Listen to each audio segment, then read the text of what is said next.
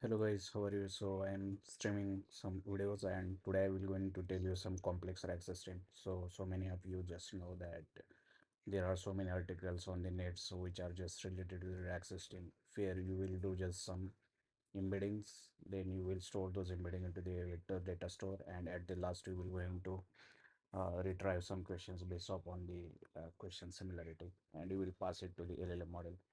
But what what if you have need to do all those things and which are very complex things.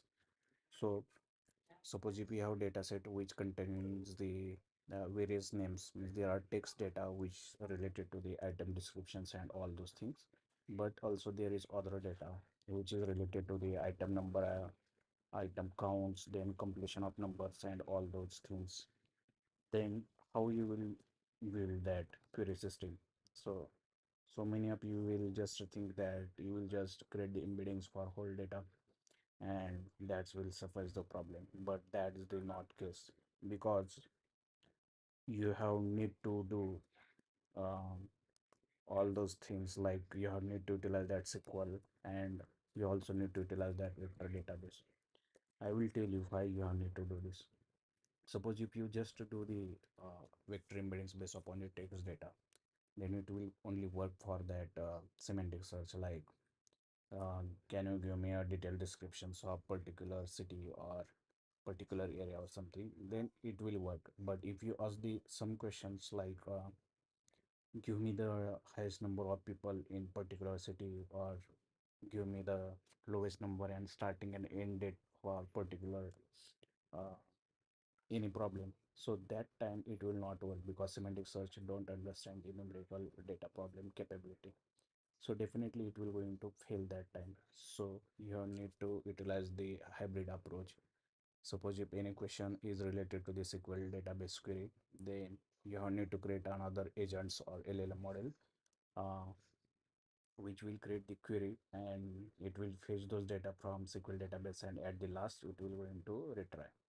And if your problem is just related to the some product descriptions or similarity or something like that, that time it will going to definitely go towards the that you are embedding search data vector store. And there are some questions also where at the time you will require the both SQL search and hybrid search, so that time also model do. So there are so many articles, but no many of the but so many of them are just very simple, or they are not going to give you all those end-to-end flow and logic. So I will tell you the flow, how should be that your flow. So I will open that um, VS Code. I will just give you a flow. What should be that? So you have need to create the first vector data vector store for that with embeddings, like whatever you have text data you have need to create the embeddings. Suppose if you just want to focus on item title or description, then you should create only embeddings for that. You can keep remaining data as it is, like numeric data, date time data and all those data. You should not do anything for that.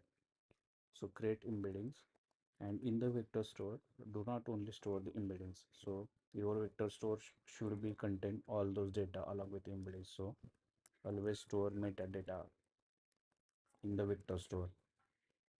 Always store metadata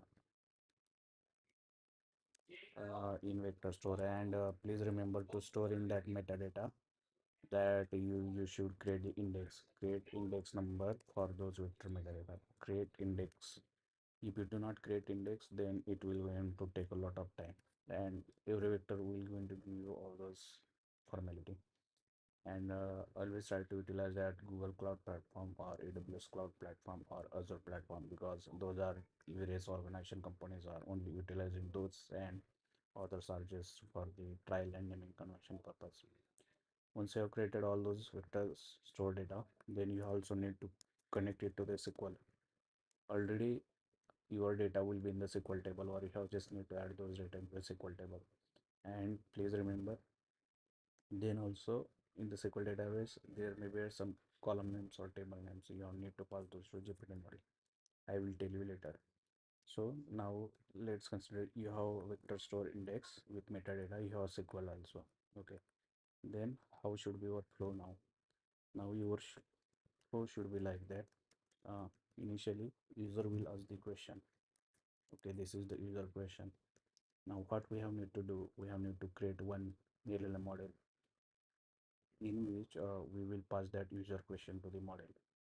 And why we require? Because we require that for the modification question type, and indirectly in the well language or very complex language, it's called a query transformation. So in the modification question or query transformation, we will do some things. I will tell you why this is we required. Because suppose if user asks the questions like give me the uh, detail, give me some particular item dates or item creation dates for above courses, and suppose if you are utilizing that history, because every chatbot has a history, so you want to see that based upon the previous conversation or past history, you need to consider that you should give the user's answer based upon the past history. For that purpose, you require that modification question. Then again, if you want to use that SQL search or hybrid search, that time that modification question LLM will help you which service you need to use either SQL or index. So that time based upon the based upon that user question, model will based upon user question and past history, model will decide where should it pass that new user query. So that purpose it's required. Okay, so once that modification question GPT means you don't need to create a GPT model, or it's like agent type, you don't need to create that agent with one function or class, and in that you don't need to take those arguments. Here your argument should be user question. Okay, and you will do pre-processing and all those, and you will return that modified question and yes or no, like for SQL or Azure search, what to do. Okay, then once this is happening, suppose model said that the model has modified some modified question, and now the model is suggesting that you have need to do only vector search. Then in the vector search, vector retriever will do vector retriever will retrieve the context based upon that modified question, some context. So we have need to pass that context. Again, you have need to create one model, LLM model, and you have need to pass that context to the LLM model. LLM final model. This is the LLM final model, and you have need to pass here that vector context or SQL context along with that user question or modified user question. Modified user question. So what will happen here? Now that final LLM model will get the latest or latest context and also users modify question, and model will return you the response. So, and suppose if user asks the another questions like give me the highest population of particular city or village or something, that time here modified question will be converted into such that um, based upon the previous conversation, select that particular city, or from that given SQL columns, pick a city which have highest population based upon particular column, and here you will get that some SQL context, and based upon the user questions and SQL context, model will return you the final output. Also, please remember while creating that SQL models and all those, vector store is very simple. Embedding means to create a vector store with the metadata. To create this SQL agent, you have need to define one function, and in that function you have need to pass LLM model.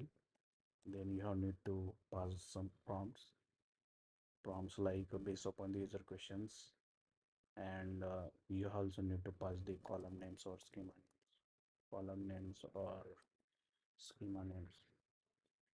So based upon that, you have need to ask the model create a SQL query.